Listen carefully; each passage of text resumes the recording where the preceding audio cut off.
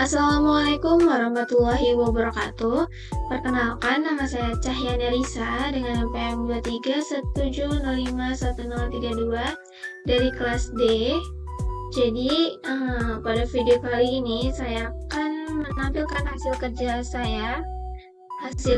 quiz 2 AI, yang dimana ini pada soal diperintahkan untuk membuat contoh studi kasus sistem pakar dengan metode forward chaining atau backward chaining dalam bentuk slide presentasi, kemudian jelaskan prosesnya secara lengkap melalui video penjelasan.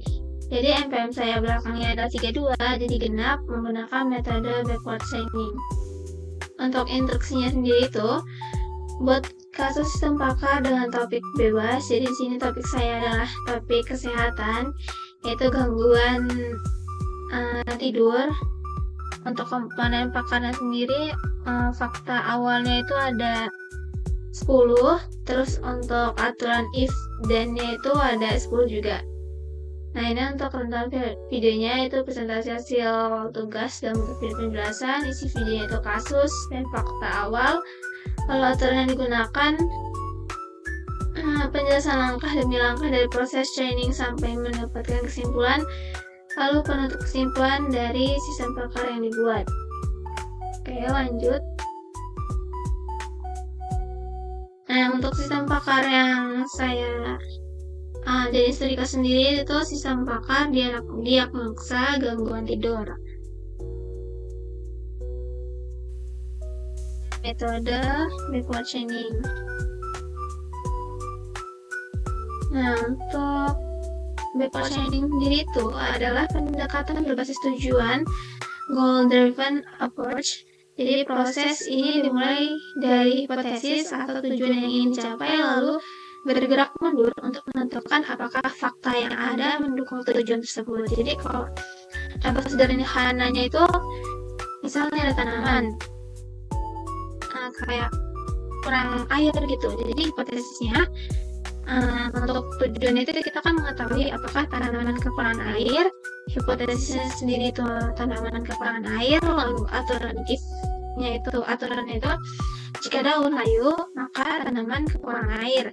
Faktanya daun itu kelihatannya layu, jadi kesimpulannya tanaman benar kekurangan air.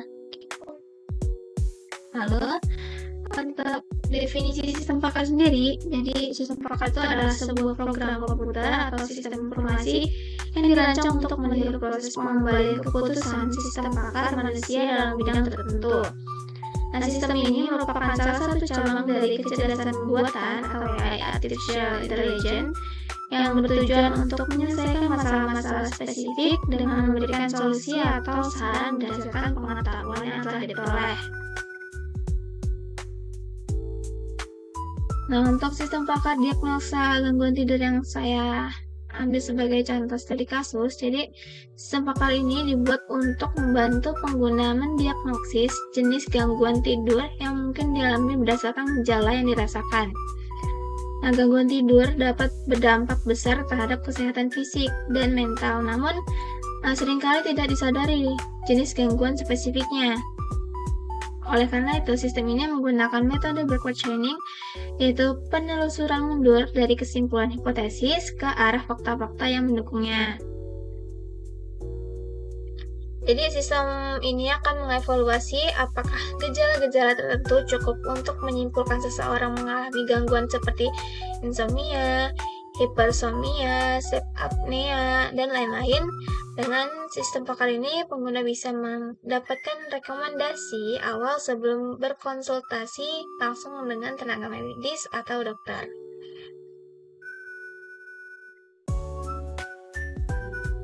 Oke, untuk komponen sistem pakar dari diagnosa gangguan tidur sendiri itu, yang pertama di sini ada fakta awalnya atau knowledge base. Jadi untuk yang pertama itu ada sering terbangun di malam hari, yang kedua ada mengantuk berlebihan di siang hari, lalu 3 sulit untuk tertidur, 4 napas tersendat saat tidur, 5 merasa lelah walaupun sudah tidur cukup, 6 mimpi buruk berulang, 7 merasa cemas sebelum tidur, 8 mudah terbangun karena suara cahaya, suara atau cahaya. Lalu 9, menggunakan gadget sebelum tidur. Dan yang terakhir 10, tidur kurang dari 5 jam per malam. Nah, untuk aturan if then-nya sendiri atau rules base-nya sendiri, di sini tuh yang pertama ada jika sulit tertidur dari fakta awal tadi itu dan terbangun di malam hari, maka kemungkinan mengalami insomnia. Lalu kondisi ini tuh biasanya karena umum di penderita insomnia. Lalu yang kedua ada jika merasa mengantuk di siang hari dan tetap lelah meski tidur cukup, maka kemungkinan mengalami hipersomnia. Jadi tubuh itu tidak mendapatkan kualitas tidur yang cukup. Lalu yang ketiga ada jika napas tersendat saat tidur dan mengantuk di siang hari, maka kemungkinan mengalami sleep apnea. Jadi pola tidur terganggu karena gangguan pernapasan. Yang keempat, jika sering terbangun di malam hari dan mengantuk berlebihan di siang hari, lalu ada sulit untuk tertidur, semuanya itu terjadi, maka kemungkinan mengalami insomnia kronis. Jadi bentuk insomnia yang berlangsung lama dan terus menerus. Lalu yang kelima, jika mengalami napas tersendat saat tidur, maka kemungkinan mengalami gangguan pernapasan saat tidur. Jadi satu gejala ini cukup kuat untuk mengidentifikasikan gangguan tidur pernapasan gitu. Lalu yang keenam, jika merasa lelah walau tidur cukup dan sulit tidur, maka kemungkinan mengalami kualitas tidur yang buruk. Jadi gejala ini tuh sering terjadi akibat stres atau kebiasaan buruk, mungkin karena kebanyakan tugas.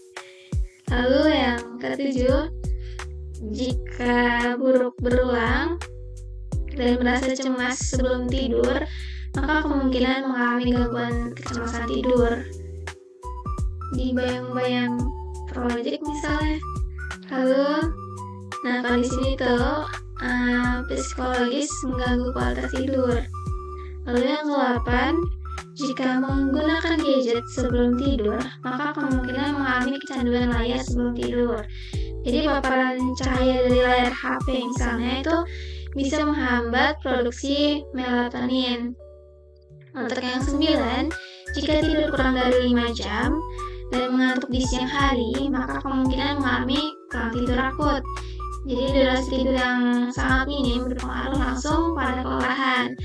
Dan yang terakhir, jika mudah terbangun karena suara atau cahaya, atau misal nih lagi tidur, lampunya kan mati tuh, tiba-tiba ada yang hidupin lampu, kan tuh ada cahaya, dia langsung terbangun, atau suara-suara bisik lainnya. Nah itu, maka kemungkinan lingkungan tidur tidak kondusif. Jadi ya bisa diperbaiki saat tidur itu lingkungannya bisa matiin lampunya atau tidur di kamar yang tempat sepi. Nah jadi faktor eksternal seperti suara, cahaya, dan suhu itu bisa mengaruhi kenyamanan tidur. Nah, untuk langkah menentukan tujuan hipotesis sendiri itu misalnya si user tuh mengajukan pertanyaan atau dugaan awal yang menjadi tujuan akhir sistem. Nah, contoh di sini apakah saya mengalami sleep apnea? Nah, sistem ini akan menetapkan tujuannya. Jadi si user ini tuh beneran dia mengalami sleep apnea atau enggak gitu. Lalu untuk langkah yang kedua, kita telusuri aturan yang mengarah ke tujuannya tadi atau goalnya tadi.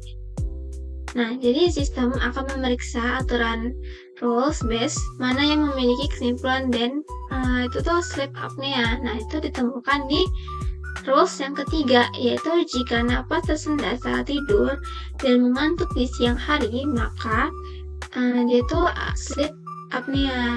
Jadi artinya untuk menyimpulkan sleep apnea itu pengguna harus memenuhi kedua kondisi, fakta yang keempat dan fakta yang kedua, yaitu napas tersendat saat tidur dan mengantuk di siang hari.